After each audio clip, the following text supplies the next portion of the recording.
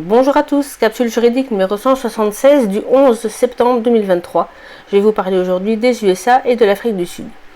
Aux USA, et tout d'abord en date du 8 septembre, une décision a été rendue dans l'affaire qui opposait les procureurs de deux États, Missouri et Louisiane, et aussi plusieurs médecins, dont Martin Kulldorff, Aaron Kheriaty et Jay Bhattacharya, au président Biden et à son administration, Fauci inclus. Je vous avais déjà parlé de cette procédure à différentes reprises, notamment le 5 juillet dernier dans la capsule 167, quand le juge avait fait injonction aux parties poursuivies en leur interdisant de rencontrer des entreprises de médias sociaux ou de procéder à quelque censure que ce soit, donc pendant la durée de la procédure. J'ai aussi évoqué cette procédure dans les capsules 84, 101 et 119, donc si vous voulez revenir au début, eh bien, prenez-les dans l'ordre. Alors, cette décision du 4 juillet avait fait l'objet d'un appel de la part de toutes les parties poursuivies, c'est-à-dire donc Biden et toute la ribambelle de défendeurs. Et si j'en parle aujourd'hui, c'est parce qu'une décision relativement favorable a été rendue le 8 septembre par la Cour d'appel.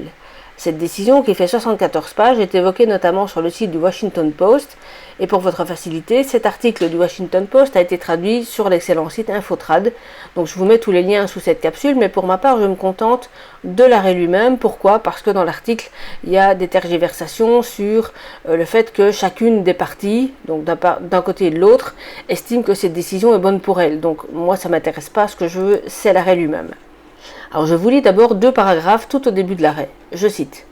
Ces dernières années, au moins depuis la transition présidentielle de 2020, un groupe de fonctionnaires fédéraux a été en contact régulier avec presque toutes les grandes entreprises américaines de médias sociaux au sujet de la propagation de la désinformation entre guillemets sur leurs plateformes. Ces fonctionnaires issus de la Maison-Blanche, du CDC et du FBI et de quelques autres agences ont exhorté les plateformes à retirer de leur site les contenus et les comptes qui ne leur plaisaient pas. Et les plateformes ont apparemment obtempéré. Elles ont donné aux fonctionnaires l'accès à un système de signalement accéléré, ont rétrogradé ou supprimé les messages signalés et ont déplacé les utilisateurs. Les plateformes ont également modifié leur politique interne afin de saisir davantage de contenus signalés et ont envoyé aux fonctionnaires des rapports réguliers sur leurs activités de modération. Ce processus s'est poursuivi tout au long de la pandémie de Covid-19 et des élections législatives de 2022, donc ce qu'on appelle les midterms aux USA, et se poursuit encore aujourd'hui. C'est ainsi qu'est né ce procès. Les plaignants, 3 médecins, un site d'information, un militant de la santé et 2 États, ont vu leurs messages et leurs articles supprimés ou déclassés par les plateformes. Leur contenu abordait une série de sujets controversés tels que la théorie de la fuite du laboratoire de Covid-19, les blocages en cas de pandémie, les effets secondaires des vaccins, la fraude électorale et l'histoire de l'ordinateur portable de Hunter Biden. Les plaignants soutiennent que bien que les plateformes aient étouffé leur discours, ce sont les représentants du gouvernement qui ont tiré les ficelles. Ils ont contraint, menacé et fait pression sur les plateformes de médias sociaux pour qu'elles censurent par le biais d'accords privés. Fin de citation. Et au final, dans cette décision rendue en appel, la Cour d'appel va confirmer l'injonction, mais uniquement à l'égard de la Maison-Blanche, du CDC et du FBI, ainsi que ce qu'ils appellent le chirurgien national, je ne sais pas trop ce que c'est, mais donc essentiellement Maison-Blanche, CDC et FBI, mais par contre, elle révise la décision concernant les autres fonctionnaires et les autres agences, puis l'affaire est suspendue pour le surplus et des débats devront avoir lieu au fond.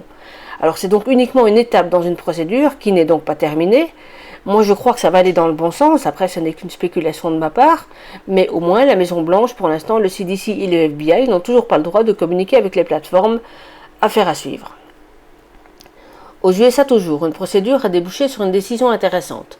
Voici la légende qui accompagnait la vidéo qui m'a mise sur la piste de cette affaire. Je cite. Un important procès intenté par une mère contre son district scolaire pour avoir fait subir à sa fille une transition secrète a été réglé pour un montant de 100 000 $. Il s'agit non seulement d'une grande victoire pour la mère et la fille, mais aussi d'un précédent et d'une feuille de route pour les parents du pays tout entier qui pourront ainsi faire face au district scolaire qui procède secrètement à la transition de leurs enfants. Alors, je précise tout de suite, il ne s'agit pas évidemment d'avoir fait réaliser une opération complète, etc., mais il s'agit de ce que l'école avait considéré comme un coaching. Je vais m'étendre un peu sur le sujet. Alors, les faits se passent en Californie, ce qui n'étonnera sans doute pas grand monde. Et je précise que les parties ont trouvé un arrangement et qu'en droit américain, ça signifie que la partie qui paye, ici l'école, enfin le district scolaire, ne reconnaît pas nécessairement sa culpabilité. Toujours est-il qu'au terme de cet arrangement, l'école a donc indemnisé la mère de la jeune fille mineure.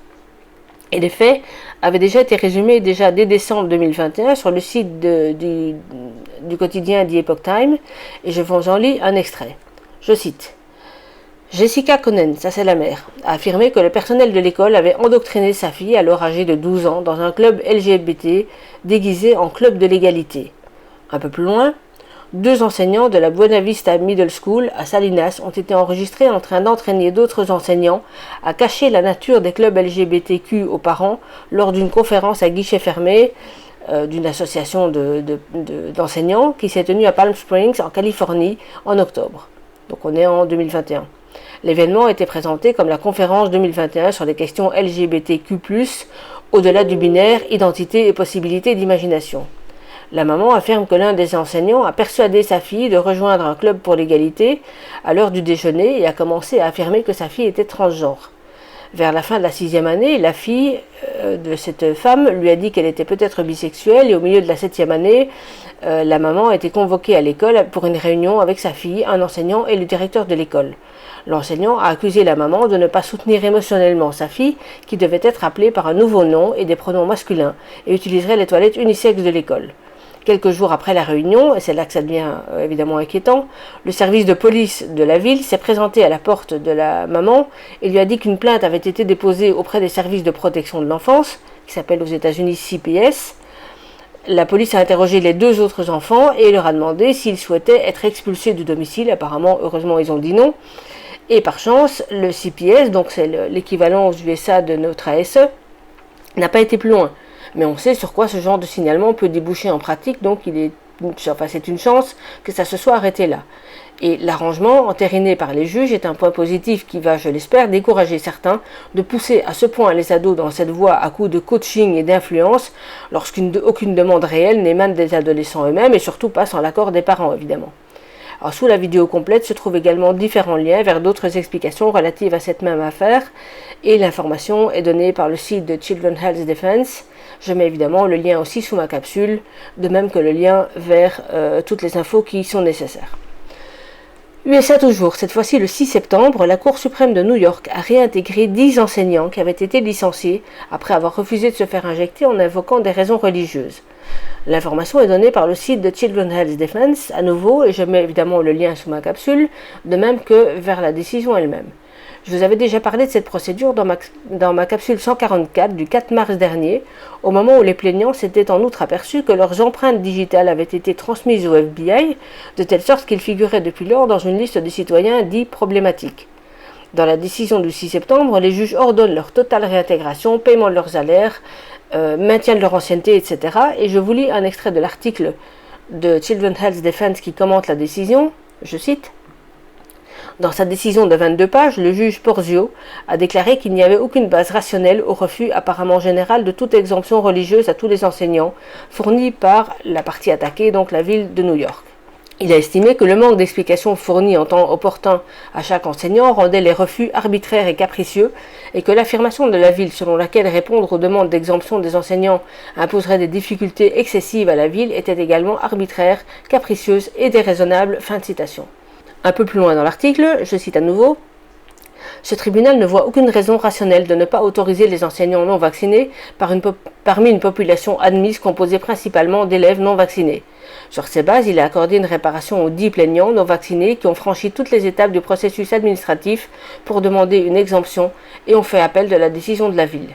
Fin de citation. Alors je précise que 6 autres enseignants n'ont pas obtenu gain de cause, apparemment pour des raisons de procédure. L'avocate des enseignants a commenté dans les termes suivants. Je cite, « Nous nous battons pour cela depuis août 2021 pour ces 10 personnes spécifiquement. Et nous avons gagné gros pour eux. Ils ont été réintégrés avec des arriérés de salaire, sans interruption de service, et le remboursement de leurs honoraires d'avocat, c'est énorme. La décision rendue hier par le juge, même si elle ne correspond pas à ce que nous souhaitions, constitue une victoire sans précédent et un moment décisif dans la lutte des enseignants. » Fin de citation. Et de son côté, la présidente de Children's Health Defense, Mary Holland, précise que ce n'est pas la fin de l'histoire car des tas d'autres enseignants sont concernés et que si le principe d'une class action n'a pas été retenu, malheureusement, d'autres procédures sont à prévoir. L'article indique également qu'un appel est probable de la part de la ville de New York puisque, dans les faits, au jour où l'article était mis en ligne, les enseignants n'étaient pas effectivement de retour à leur poste alors que normalement ça aurait dû être immédiat. Donc affaire à suivre probablement. En Afrique du Sud à présent, mi-août, je vous avais parlé de la décision de la Cour suprême de Pretoria qui avait ordonné le 17 août précisément la production des contrats signés entre le gouvernement et les fabricants des injections. Ces contrats sont à présent dévoilés et sont téléchargeables sur le site de cette association sud-africaine. Je mets évidemment tous les liens sous ma capsule. Et il s'agit évidemment de la version des contrats qui lie les fabricants avec l'Afrique du Sud. Mais de manière générale, ils sont assez semblables dans tous les pays. D'un pays à l'autre, il peut y avoir des petites variantes, mais voilà, de manière générale, c'est sensiblement les mêmes. J'imagine qu'à présent, les avocats sud-africains de l'association vont analyser cela en détail et qu'on en entendra encore parler cette fois-ci sur le fond. Donc pour terminer, je vous suggère deux choses. Vous avez sans doute vu, si vous m'écoutez généralement sur YouTube, que ma capsule précédente, la numéro 175, avait été censurée par YouTube. Motif reçu par mail, des informations médicales erronées.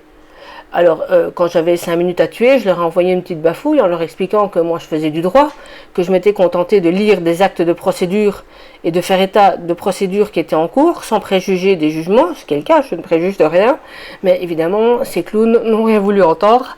Donc, sur la partie, sur YouTube, la capsule 175 sera peut-être rétablie un jour, mais pour l'instant elle est censurée, mais bien évidemment elle figure sur Crowdbunker, de même que la série complète, puisque là-bas il n'y a pas de censure. Alors, je voulais vous soumettre deux actions.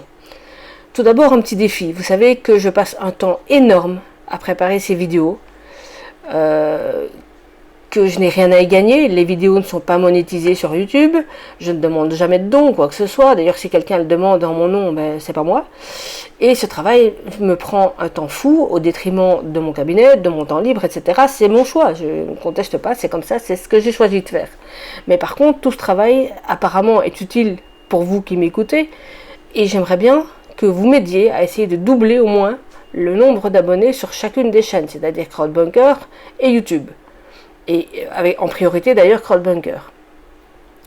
Au moins comme ça on va réveiller plus de monde. Nous sommes à un moment de l'histoire de l'humanité où le nombre de personnes qui sont conscientes de la réalité va déterminer la rapidité d'un basculement important. Donc c'est parti, faites circuler encore plus les capsules, incitez vos contacts à s'abonner, à les faire découvrir à d'autres, etc.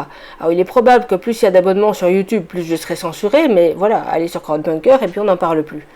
D'ailleurs, il n'est pas impossible qu'un jour je fasse sauter totalement la chaîne sur YouTube s'il continue à m'énerver. Voilà, mais donc essayez de faire exploser ce nombre de visites sur chacune des capsules, exploser le nombre d'abonnés.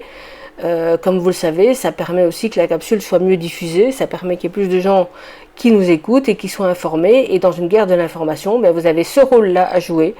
Ça fait des mois que je dépasse rarement les 2000 vues par vidéo, même en cumulant YouTube et Crowdbunker, c'est pas assez. C'est vraiment pas assez. Je vous ai dit, pour moi, ça change rien.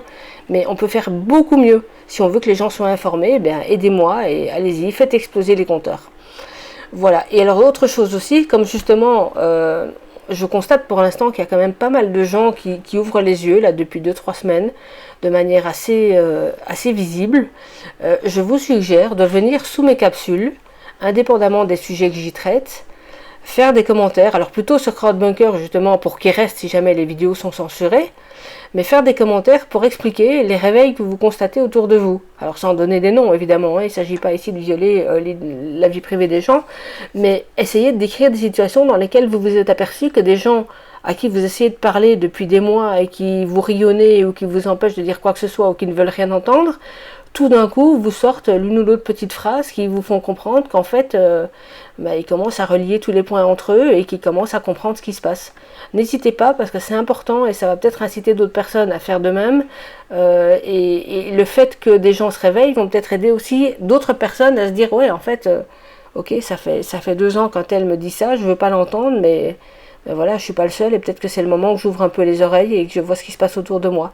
Donc voilà, essayez si vous avez 2 minutes de venir sous mes capsules essentiellement sur Crowdbunker, raconter ce que vous constatez comme virage et comme tournant dans la tête de vos proches qui jusqu'à présent ne voulaient pas vous entendre.